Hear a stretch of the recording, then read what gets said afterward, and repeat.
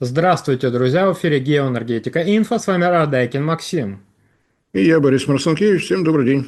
Южная Корея достроит АЭС в Чехии, несмотря на протесты французов. Борис Леонидович, пожалуйста, расскажите, а почему именно Южная Корея будет достраивать чехам новый реактор Букованы? И почему, собственно, французы этим недовольны? Они что, не нашли себе другой АЭС на 25 лет строительства? Ну, давайте по порядку попробуем вспомнить, о чем речь.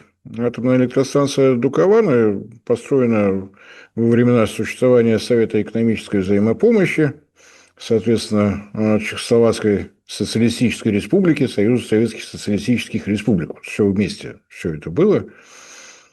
Строить начали в 1979 году. Строились тогда реакторы ВВР-440, 213 модель, если уж совсем точно.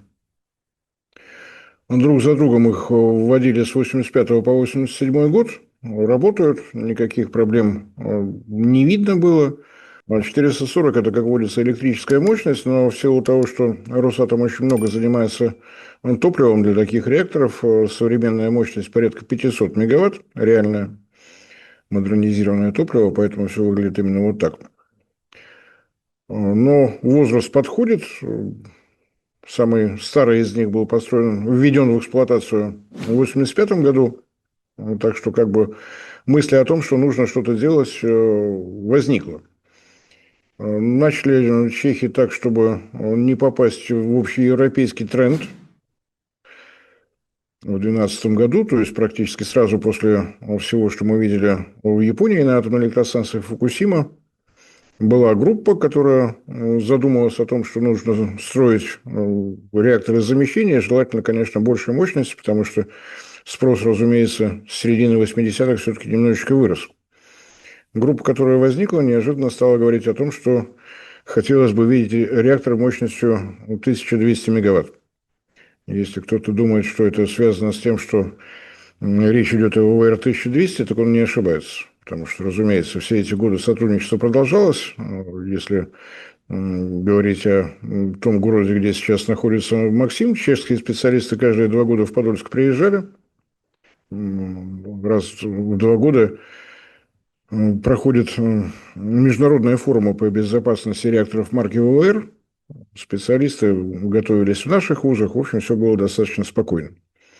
Для того, чтобы на них, на чехов, не давил Европейский Союз, Европейская комиссия в 2016 году провели референдум, касающийся строительства нового блока. Население совершенно уверенно сказало: да, все в порядке, мы ничего против не имеем, но причины достаточно очевидны. Ни одного ядерного инцидента за все время работы, успешное вполне сотрудничество, и, в общем-то, никаких проблем быть и не должно. Лицензию первого блока продлили в 2016 году, в 2030 эта лицензия закончится. Продлили лицензию, это значит, что государственный регулятор Чешской Республики совместно со своими специалистами, с российскими, все проверил, перепроверил, что нужно было модернизировали, часть оборудования поменяли, в общем, все в строгом соответствии с требованиями и национального регулятора, и, разумеется, МАГАТЭ. Далее был тендер объявлен. Блок предварительно оценили в 6 миллиардов евро. В Чехии европейская валюта. И, соответственно, в последний этап тендера вышли Росатом, китайский консорциум, китайская China General Nuclear Power. Напомню, что в Китае 3 атомных концерна, поэтому вот здесь был один из них. Разумеется, Вестингаус, разумеется, французская ЭДФ и южнокорейская Korean Hydro Nuclear Power. Это подразделение знаменитой компании Кепка. Korean Energy Power Corporation. Удобно запоминать. Кепка и Кепка. Дальше у нас начались события, связанные с политическими всевозможными пертурбациями, так скажем. Это и, ну, прежде всего, крымские события. антироссийская истерия, которая проходила, потом эта истерия перешла еще в антикитайскую, и по политическим причинам из тендера друг за другом удалили и китайскую корпорацию, и российскую корпорацию. Остались втроем. Друзья, YouTube блокирует. Возможно, наш канал следующий, и это видео последнее. Подписывайтесь на наш телеграм-канал Геоэнергетика Инфо, ссылка в описании и закрепленном комментарии. Подписывайтесь прямо сейчас, чтобы не потерять нас. Не ждите окончательной блокировки YouTube. Вестингаус, ЭДФ, Energy de France, или как ее там правильно читается, и вот та самая корейская, давайте все-таки КНХП, это сложно, кепка, удобнее. Оставались втроем. Сомнения по поводу того, что участники подобраны удачно, были изначально, тем более, что, если говорить не о политиках Чехии, а об атомщиках Чехии, они прекрасно понимали, с кем они имеют дело. Добраться до Финляндии, посмотреть, как идет строительство блока на атомной электростанции Олкилоута французскими умельцами не так далеко, а уж в саму Францию, на атомную электростанцию Фламанвиль, посмотреть на то, как идет возведение блока на базе реактора ЭПР-1600, труда не составило. Понятно, что навязывались симпатии к американо-канадской Вестингаус, но, опять же, в Чехии профессионалы никуда не пропали, они прекрасно помнят и знают о том, что в 2016 году Вестингаус прошагал через очередную процедуру банкротства, в очередной раз поменял владельца, это, по-моему, уже четвертый по счету, и на рынке реакторостроения замечен не был. Собственно говоря, разговоров много, меморандумов много, строительство отсутствует как класс. Ну, как бы очевидно, что выбор надо было делать в пользу южнокорейцев, тем более, что из зарубежных проектов корейских атомщиков Объединенные Арабские Эмираты, атомная электростанция Барака, вовремя, без замечаний, без выпрыгивания из-за сметной стоимости, сроки, все в полном порядке. Был объявлен победителем тендера вот этот холдинг корейский. Казалось, что все в порядке, но достаточно внезапно ЭДФ подала в суд, придравшись к каким-то положениям тендера. Я, если честно, не отслеживал. Ну, в принципе, многие международные тендеры заканчиваются тем, что начинаются всевозможные судебные иски и так далее. Городской суд города Брно принял решение в пользу ЭДФ. Вердикт надо проводить тендер еще раз. Ответное действие чешских заказчиков иск в Верховный суд. Верховный суд только что отменил решение вот этого городского суда, и после этого совершенно спокойно договор подписали. Все. Вот, собственно говоря, вся история. Стоит заметить, что одновременно с проведением референдума о строительстве нового блока в 2016 году, второй вопрос в референдуме тоже был, это строительство геологического хранилища для облученного ядерного топлива, тоже прошел совершенно уверенно. Причины собственных технологий по переработке облученного ядерного топлива у Чехии нет. С учетом того, как выглядят отношения с Россией, получить технологии с этой страны уже ближе к ненаучной фантастике. На планете всего два государства, у которых такая технология есть. Вторая Франция, вторая страна Франция, но там дорого.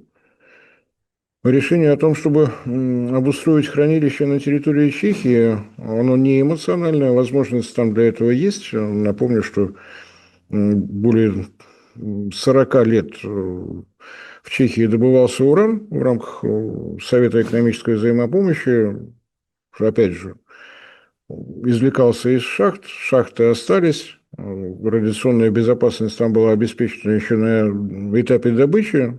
Понятно, что ее можно усилить и так далее. То есть чехи идут на сотрудничество с Южной Кореей совершенно осознанно. Они понимают, что с переработкой будут сложности, Росатом не возьмет, французы тоже не возьмут, потому что это не французская, не американская технология, другое топливо ЭДФ не перерабатывает. Соответственно, нужно решать вопрос самим. Вот такое совершенно, на мой взгляд, разумное решение. Возможности есть. Да, это недолго, но, собственно говоря, в Чехии никто никуда не торопится. Если посмотреть в условия тендера, то строительство должно начаться в 2030 году с тем, чтобы к 2036 году, к 2036 завершиться. Блок 1 То есть все должны успеть с учетом того, что реноме у южнокорейских атомных строителей вполне приличное. Ну, правда, зарубежный проект только один был, но зато не опоздали. И если говорить про атомную электростанцию Барака, то там не опоздали и не вышли за сметную стоимость 4 раза. 4 блока достаточно серьезно. Флагманский проект у них блок мощностью 1400 мегаватт, то есть даже больше, чем изначально планировалось, 1200. Ну, не настолько кардинально, чтобы Объединенная энергосистема республики это не приняла. А с учетом всех тех проблем, которые в Чехии сложились на газовом рынке, на рынке нефти, появление нового мощного источника электроэнергии совершенно не помешает. Тем более, что получается, что одним блоком мощностью 1400 мегаватт закрывается чуть ли не вся нынешняя мощность Дукованы. 2 гигаватта, 2000 гигаватт, один блок 1400. Если за время, которое еще есть до 30-го года, договориться с теми же южнокорейцами о строительстве 2 блоков, это полное замещение, плюс достаточно приличный запас. С учетом того, что происходит с тарифами на электроэнергию в Европейском Союзе, вероятнее всего, будет очень кстати. Так что, на мой взгляд, хорошее решение. Больше реакторов, богу реакторов. Напомню, что совершенно внезапно Южная Корея в обычных случаях закупала обогащенный урановый продукт в России. Было удобно, но сейчас в свете всевозможных антироссийских веяний от поставок из России Южная Корея отказалась в пользу поставок из Китая. В прошлом году появился контракт. Впервые Китай вышел на международный рынок обогащенного уранового продукта. А то, что через пару месяцев после этого объем заказов из Китая на обогащенный урановый продукт из России неожиданно вырос, причем значительно. Но я думаю, это простое совпадение, не более того. Уран будет всенепременно китайским. Так что со стороны обеспечения топливом Южная Корея тоже подстраховалась. Обогащение у нее сейчас происходит в Европе. Напомню, что концерн Юренко в Европе это 4 завода. В Англии, в Голландии, в Германии и во Франции. Ну, французы как бы являются собственниками завода на их территории. Технология там юренковская. Договоренность есть. Если договоренность закончится и понадобится большее количество урана, а каждый новый блок – это дополнительное обогащение, дополнительные объемы, ну, вероятнее всего, что и в этом случае корейцы совершенно неожиданно смогут договориться с китайцами. Я верю в то, что сотрудничество в Юго-Восточной Азии будет расширяться и развиваться, а мы здесь совершенно ни при чем.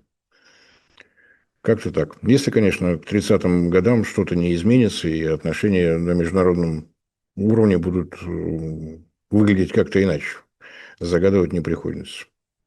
Так что все, что я могу по этому поводу сказать, совершенно искренне поздравить чехов в той ситуации, которая у них сложилась. Выбор сделан совершенно грамотный, без политического какого-то задора, без внезапного желания сотрудничать с европейцами, с этим самым САДом и прочим, не поддались давлению со стороны Соединенных Штатов, сделали все аккуратно, то, что действительно пойдет на пользу и не только энергетики, но, очевидным образом, и экономики Чешской Республики.